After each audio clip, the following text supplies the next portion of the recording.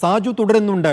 സാജു, ഇതിപ്പോൾ ഈ excise commissioner report നൽകിയിട്ടുണ്ട്. ജലചൂഷണം ഉണ്ടാകില്ല എന്നൊരു ഉറപ്പ് എങ്ങനെയാണ് അദ്ദേഹം നൽകുന്നത്? അവിടെ പഞ്ചായത്ത് ഭരണസമിതിയുമായി ഒരു തരത്തിലുള്ള ചർച്ചയും നടന്നിട്ടില്ല. ജലചൂഷണം എങ്ങനെ ഇത്രയും വലിയ തോതിൽ ജലം ആവശ്യമായ ഒരു കമ്പനിയിലേക്ക് എങ്ങനെ അവിടെ നിന്ന് ജലം എടുക്കുന്നില്ലെങ്കിൽ പുറത്ത് നിന്ന് എങ്ങനെ കൊണ്ടുവരും എന്നുള്ള കാര്യത്തിൽ ഇപ്പോഴും ഒരു വ്യക്തത വന്നിട്ടില്ല. അങ്ങനെയെങ്കിൽ ഒരു പ്രാരംഭഘട്ട ചർച്ച പ്രദേശവാസികളുമായോ പഞ്ചായത്ത് ഭരണസമിതിയുമായോ ഒന്നും നടത്താതെ, പാരിസ്ഥിതിക പഠനം നടത്താതെ എടുത്തുചാടി ഈ കമ്പനിക്ക് അനുമതി നൽകുന്നതിലൂടെ എന്താണ് ഗവൺമെൻറ് ഉദ്ദേശിക്കുന്നത്? ഈ എതിർപ്പുകളെ എങ്ങനെ നേരിടാനായിരിക്കും നീക്കം?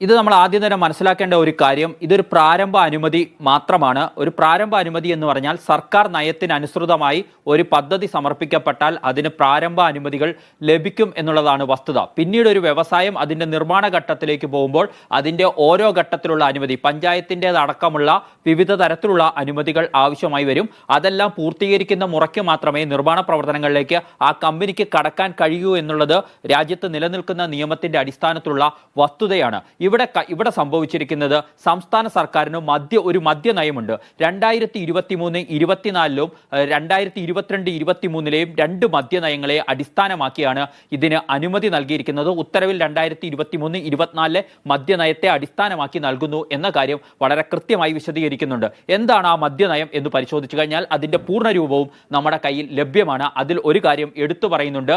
സംസ്ഥാനത്ത് ഇന്ത്യൻ നിർമ്മിത വിദേശ മദ്യം ഉൽപ്പാദിപ്പിക്കുന്നതിനാവശ്യമായ ഘടകമായ എക്സ്ട്രാ ന്യൂട്രൽ ആൽക്കഹോൾ സംസ്ഥാനത്ത് തന്നെ നിർമ്മിക്കുക, ഉൽപ്പാദിപ്പിക്കണം എന്നതാണ് ആ നയത്തിലുള്ളത്. എക്സ്ട്രാ ന്യൂട്രൽ ആൽക്കഹോൾ എന്ന് പറഞ്ഞാൽ സ്പിരിറ്റ് ആണ്. ആ സ്പിരിറ്റ് അടിസ്ഥാന ഘടകമാണ്. അത് സംസ്ഥാനത്ത് തന്നെ ഉൽപ്പാദിപ്പിക്കണമെന്ന നയം. അതിൻ്റെ അടിസ്ഥാനത്തിലാണ് ഈ ഡിസ്റ്റിലറികൾക്ക് അനുമതി നൽകുന്നത്. ഇനി 2022-23 വർഷത്തെ മദ്യനയം നോക്കിയാൽ ബ്രൂവറികൾ സംസ്ഥാനത്ത് സ്ഥാപിക്കാനുള്ള അനുമതി സർക്കാർ നയത്തിന്റെ ഭാഗമാണ്. ആ നയത്തിന്റെ അടിസ്ഥാനത്തിൽ നിന്നുകൊണ്ടാണ് സർക്കാർ ഇപ്പോൾ ഒരു പ്രാരംഭ അനുമതി നൽകിയിരിക്കുന്നത്. സർക്കാർ ഒരു മദ്യനയം ഉണ്ടാക്കുകയും ആ മദ്യനയത്തിന്റെ അടിസ്ഥാനത്തിൽ ഒരു പ്രപ്പോസൽ ഒരു കമ്പനി സമർപ്പിക്കുകയും ചെയ്താൽ അതിന് സ്വാഭാവികമായും പ്രാരംഭ അനുമതി കൊടുക്കേണ്ടി വരും. ആ നടപടിക്രമമാണ് ഇപ്പോൾ പൂർത്തിയായിരിക്കുന്നത്. അത് രേഖാപരമായി ഇതൊക്കെയാണ് അതിൻ്റെ കാരണങ്ങൾ.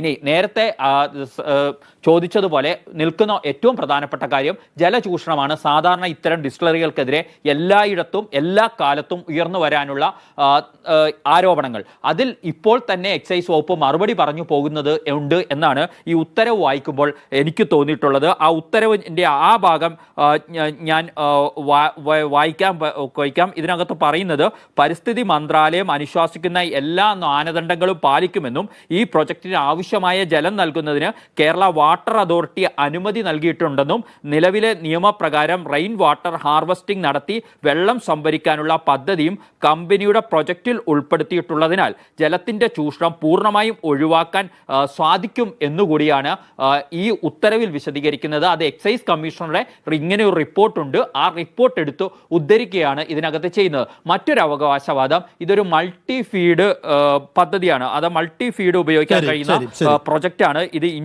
തെക്കേ ഇന്ത്യയിലെ തന്നെ ആദ്യത്തെ സംരംഭമാണ് എന്ന് പറഞ്ഞുകൊണ്ട് സംസ്ഥാനത്തെ വിളകൾ കൂടി ഇതിനകത്ത് ഘടകമായി ഉപയോഗിക്കാൻ കഴിയും. അപ്പോൾ കാർഷിക മേഖലയ്ക്കും അത് ഉണർവുണ്ടാക്കും എന്നതടക്കമുള്ള കാര്യങ്ങൾ ചൂണ്ടിക്കാട്ടിക്കൊണ്ടാണ് ഈ പ്രാരംഭ അനുമതി നൽകിയിരിക്കുന്നത്. അതിനപ്പുറത്തേക്ക് കമ്പനിയുമായി ബന്ധപ്പെട്ട് വിവിധ രാഷ്ട്രീയ ആരോപണങ്ങൾ ഈ ഘട്ടത്തിൽ ഉയരുന്നുണ്ട്.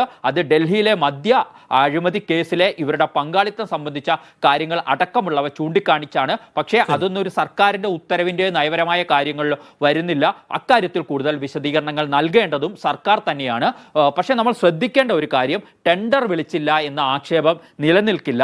കാരണം അതിൽ ഏറ്റവും പ്രധാനപ്പെട്ടത് മദ്യനയത്തിന്റെ അടിസ്ഥാനത്തിലാണ് ഈ തീരുമാനം.